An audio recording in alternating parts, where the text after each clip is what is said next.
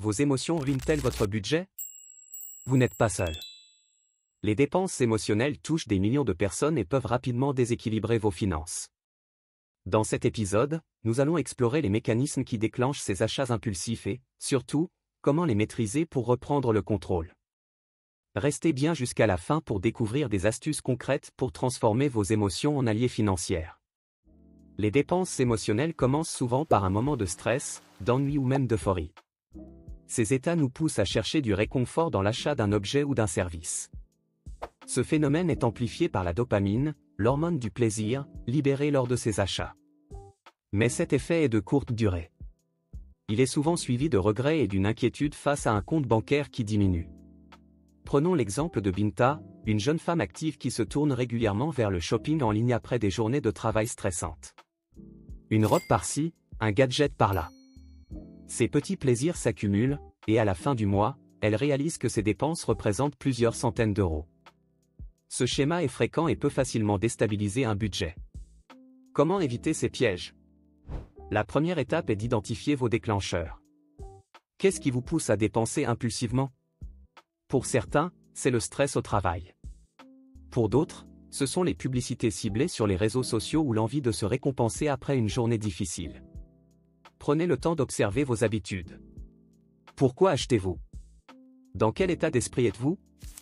Binta a décidé de noter ses émotions dans un journal chaque fois qu'elle ressentait l'envie de faire un achat impulsif. Rapidement, elle a constaté que ses dépenses étaient directement liées à des moments de fatigue ou de frustration. Ce simple exercice lui a permis de mieux comprendre ses habitudes. La deuxième étape est de trouver des alternatives aux achats impulsifs. Au lieu de sortir sa carte bancaire, pourquoi ne pas aller courir, appeler un ami ou simplement écrire ses pensées dans un carnet? Ces activités peuvent apporter un soulagement durable, sans impacter votre portefeuille.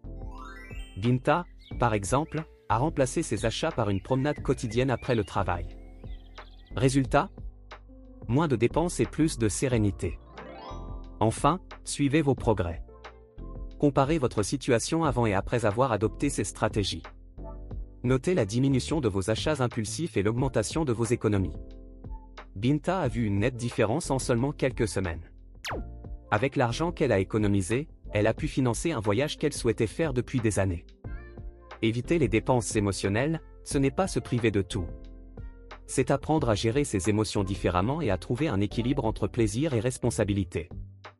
Vous gagnerez ainsi en sérénité tout en sécurisant vos finances.